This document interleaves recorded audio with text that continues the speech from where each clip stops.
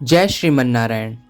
आइए जानते हैं श्री सत्यनारायण व्रत कथा के बारे में। व्रत करने की सामग्री: केले के खंबे, पंच पल्लव, कलश, पंचरत्न, चावल, कपूर, धूप, पुष्पों की माला, श्रीफल, ऋतुफल, अंगवस्त्र, नैवेद्य, कलावा, आम के पत्ते, यज्ञोपवीत, वस्त्र, गुलाब के फूल, दीप, तुलसी दल, पान, पंचामृत, दूध, दही, घृत, शहद, शक्कर, केसर, बंधनवार, चौकी।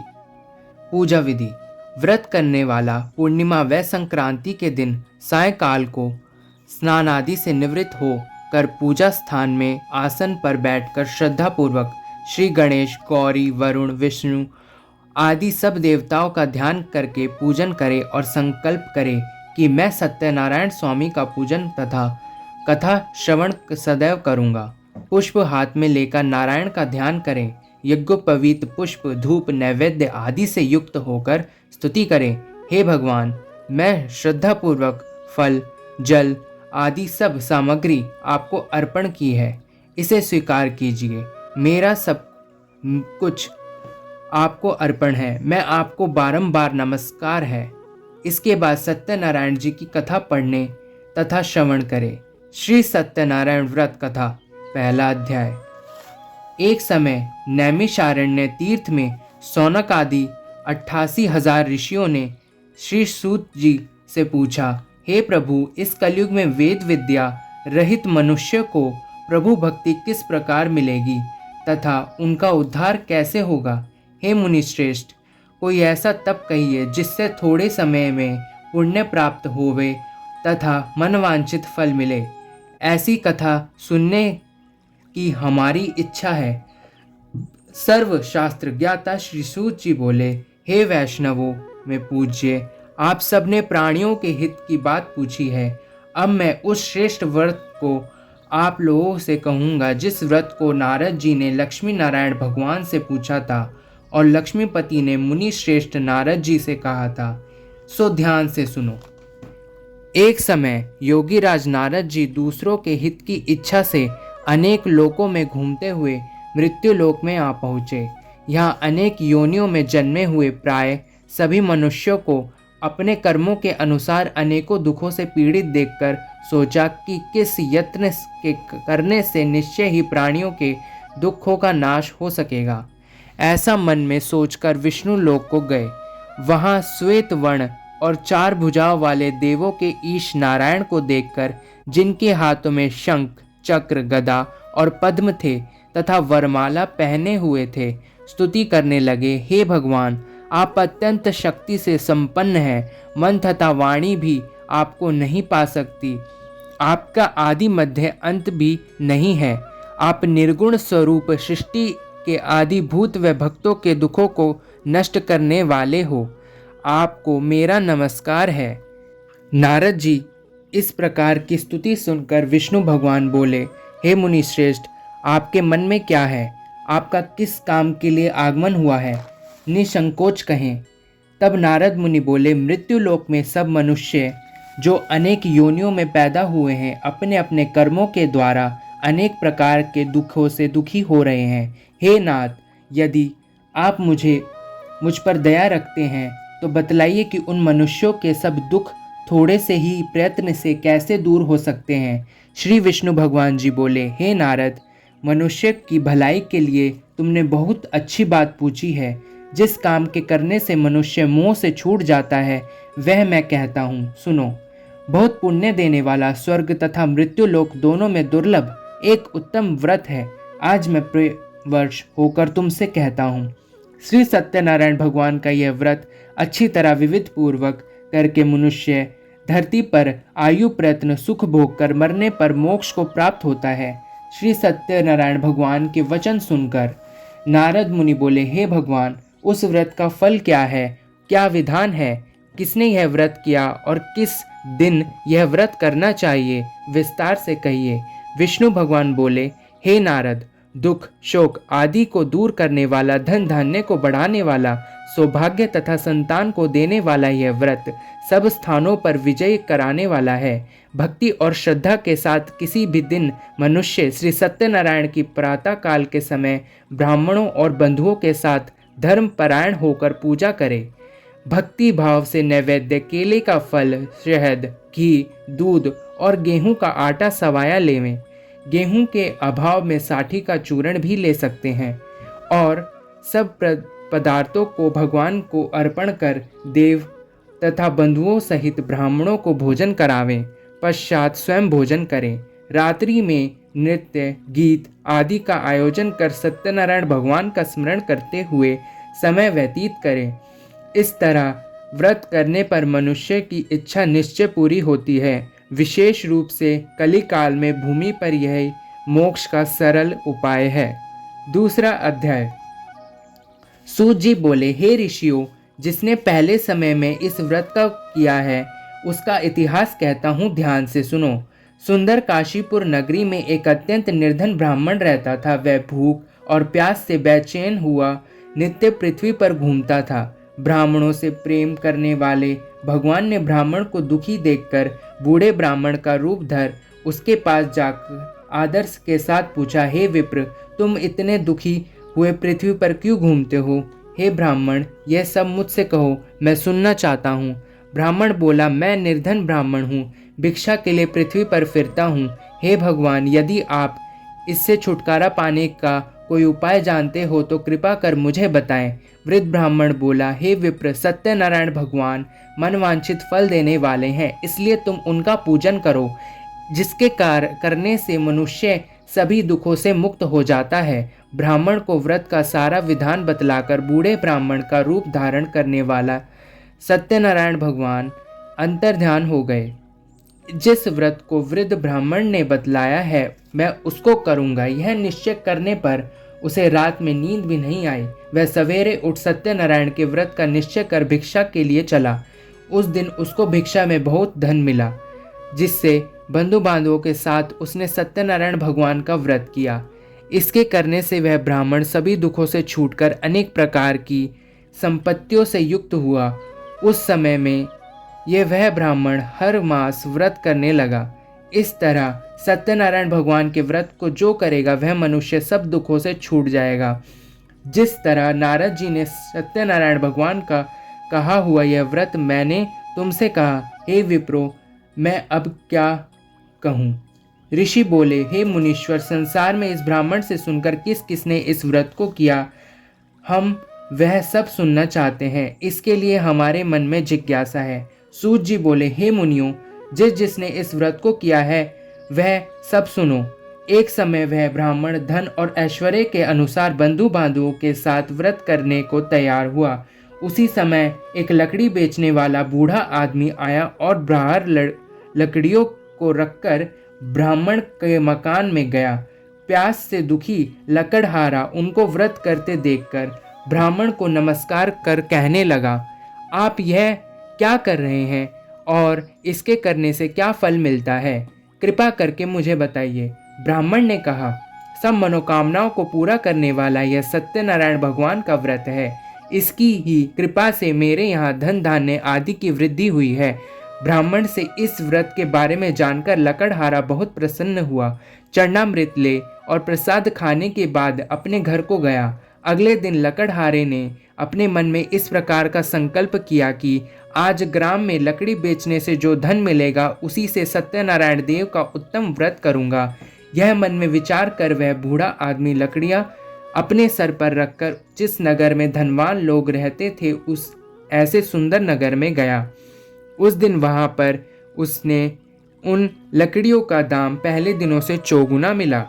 तब वह बूढ़ा लकड़हारा दाम ले और अति प्रसन्न होकर पके केले, शक्कर, घी, दूध, दही, गेहूं का चूर्ण इत्यादि सत्यनारायण भगवान के व्रत की कुल सामग्रियों को लेकर अपने घर गया। फिर उसने अपने भाइयों को बुलाकर विधि के साथ भगवान का पूजन और व्रत किया। उस व्रत के प्रभाव से वह बूढ़ा लकड़हारा धन, पुत्र आदि से युक्त हुआ और संसार के समस्त सुख भोग कर वैकुंठ को चला गया। तीसरा अध्याय। सूत जी बोले, हे श्रेष्ठ मुनियों, अब आगे की कथा कहता हूँ, सुनो। पहले समय में उल्कामुख नाम का एक बुद्धिमान राजा रहता था। वह सत्यवक्ता और जितेंद्रिय था। प्रतिदिन देव स्थानों पर जाता था तथा गरीबों को धन देकर उनके कष्ट दूर करता था। उसकी पत्नी कमल के समान मुख वाली और सती साध्वी थी। पुत्र प्राप्ति के लिए भद्रशिला नदी के तट पर उन दोनों ने श्री सत्यनारायण भगवान का व्रत किया। उस समय में वहां एक साधु नामक वैश्य आया।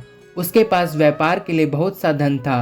वह नाव को किनारे पर ठहराकर राजा के पास आ गया और राजा को व्रत करते हुए देखकर विनय के साथ पूछने लगा, हे राजन, भक्ति युक्त चित्त से यह आप क्या कर रहे हैं? मेरी सुनने की इच्छा है, सो आप यह मुझे बताइए। राजा बोला, हे वैश्य, अपने बांधवों के साथ पुत्र आदि की प्राप्ति के लिए यह महाशक्तिवान सत्यनारायण भगवान का व्रत व पूजन कर रहा हूँ। राजा ने वचन सुनकर साधु आदर से बोला, हे राजन, मुझसे इसका अब सब विधान कहिए। मैं भी आपके कथा अनुसार इस व्रत को करूँगा। मेरे भी कोई संतान नहीं है। मुझे विश्वास है कि इस व्रत के करने से निश्चय ही होगी। राजा से सब विधान सुन व्यापार से निवृत्त हो वह आनंद के साथ अपने घर को गया। साधु ने अपनी स्त्री को संतान देने वाला इस व्रत को सुनाया और प्रण लिया कि जब मेरे संतान होगी तब मैं इस व्रत को करूँगा। साधु ने ऐसे वचन सुनकर स्त्री लीलावती से कहे।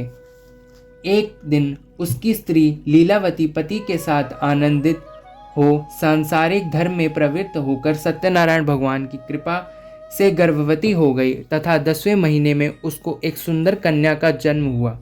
दिनों दिन वह इस तरह बढ़ने लगी जैसे शुक्ल पक्ष का चंद्रमा बढ़ता है। कन्या का नाम कलावती रखा गया। जब लीलावती ने मीठे शब्दों में अपने पति से कहा कि जो आपने संकल्प लिया है कि भगवान का व्रत करूंगा, अब आप उसे करिए। साधु बोला, हे प्रिय, इसके विवाह पर करूंगा। इस प्रकार अपनी पत्नी को आश्वासन दे वह नगर को गया। कलावती पितृगृह में वृद्धि को प्राप्त हो गई। साधु ने जब नगर में सखियों के साथ अपनी पुत्री को देखा तो तुरंत दूत बुलाकर कहा कि पुत्री के वास्ते कोई सुयोग्य वर देखकर लाओ।